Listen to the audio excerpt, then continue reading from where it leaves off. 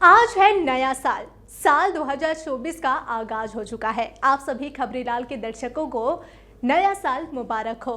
हर नए साल में हम और आप कोई ना कोई टारगेट जरूर रखते हैं, कोई ना कोई एक दूसरे से वादा जरूर करते हैं कि इस नए साल में हमें नया लक्ष्य तय करना है। इसी तरह टीएमसी ने भी नया लक्ष्य रख लिया है। जी हाँ, साल 2024 के नए साल के मौके पर आज हम जब पॉलिटिक्स की बात कर रहे हैं तो हम बंगाल की राजनीति पर चर्चा करेंगे, जिसमें सबसे पहले नजर डालेंगे कि टीएमसी का साल 2024 में अगला टारगेट क्या कुछ है और बीते साल में जो कुछ हुआ है, जो राजनीति चल रही थी, इसका अगला पड़ाव क्या होगा। चलिए नजर डालते हैं इस रिपोर्ट पर। राष्ट्रीय पार्टी का दर्जा खोने के बावजूद पश्चिम बंगाल की राजनीति में तृणमूल कांग्रेस का दबदबा कायम रहा। टीएमसी हिंसात्मक घटनाओं के बीच में पंचायत चुनाव में जीत से काफी उत्साहित है और इसका अगला टारगेट 2024 के लोकसभा से पहले राष्ट्रीय विपक्षी गठबंधन इंडिया में एक महत्वपूर्ण भूमिका निभाना है।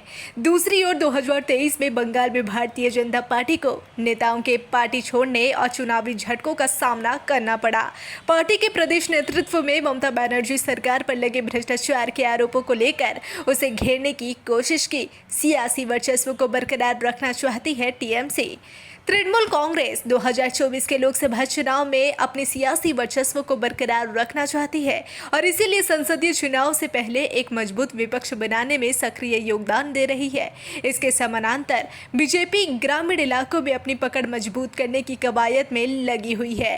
हाल के वर्षों में बीजेपी के हाथों मुख्य विपक्षी दल का दर्जा खोने वाली मार्क्सवादी कम्युनिस्ट पार्टी के नेतृत्व वाले वाम मोर्चा ने उपचुनाव और पंचायत चुनाव में अपनी स्थिति में सुधार किया है। अल्पसंख्यक बहुल सागरदिघी से कांग्रेस वाम मोर्चा गठबंधन से हारने विभिन्न चुनावों में खराब प्रदर्शन के कारण टीएमसी ने राष्ट्रीय पार्टी का दर्जा खो दिया। पंचायत चुनाव में टीएमसी ने किया था शानदार प्रदर्शन। दरअसल सागरदिघी पर हार के बाद टीएमसी ने जमीनी पकड़ मजबूत करने के लिए महत्वपूर्ण संगठनात्मक पुनर्गठन किया और कांग्रेस के एक विधायक को भी अपने खेमे में शामिल कर लिया।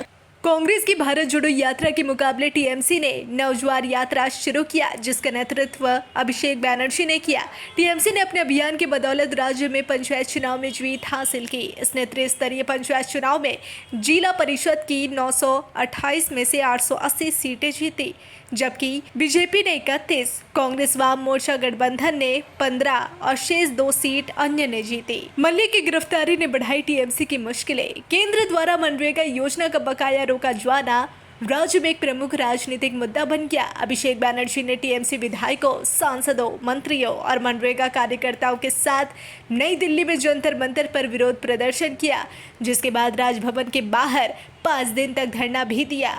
टीएमसी नेतृत्व को कथित घोटालों में केंद्रीय अन्वेषण ब्यूरो यानी सीबीआई और ईडी की जांच के साथ साथ कई चुनौतियों का भी सामना करना पड़ा। राशन वितरण घोटाले में मंत्री और टीएमसी के वरिष्ठ नेता ज्योतिप्रिया मलिक की गिरफ्तारी ने पार्टी की मुश्किलें बढ़ा दी। बीजेपी कर रही है टीएमसी को घेरने की कोशिश।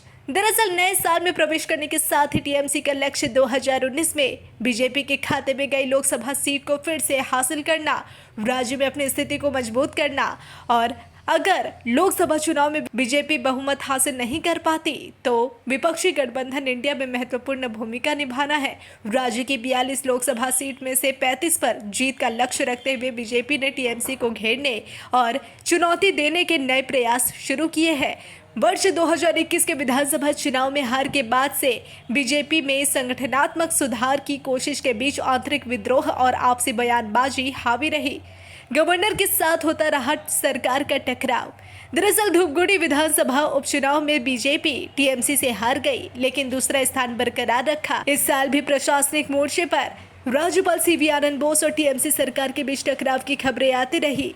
विश्वविद्यालय में कुलपतियों की नियुक्ति, राज्य के स्थापना दिवस, केंद्र द्वारा मनरेगा का बकाया रोके जाने और पंचायत चुनाव में हिंसा जैसे मुद्दों पर टकराव देखा गया। साल खत्म होते ही राजीव कुमार को नया पुलिस महानिदेशक नियुक्त किया गया। यह वही अधिकारी है जिनके लिए मुख्यमंत्री ममता बनर्जी ने 2019 में शारदा चिटफंड मामले में पूछताछ की सीबीआई की कोशिश के खिलाफ धरना दिया था। तो जैसा कि आपने देखा कि टीएमसी ने तो साल 2024 में अगला पड़ाव क्या होगा ये तो तय कर लिया है। आपको बता दें कि लोकसभा चुनाव भी इसी 2024 में होना है। 2024 काफी अहम है। इसी 2024 में लोकसभा जो चुनाव होने हैं, इसी को लेकर सभी पार्टी दल कमर कस चुके हैं। इंडिया गठबंधन बनाया गया है, दूसरी तरफ बीजेपी भी कमर कसी हुई है। बहरहाल ये देखने वाली बात होगी कि जो टीएमसी ने रणनीति बनाई है साल 2024 को लेकर, वो कितना काम आती है। पल पल के अपडेट के लिए बने रहिए डिजिटल खबरीलाल के साथ। खबरें आपकी, नजर हमारी।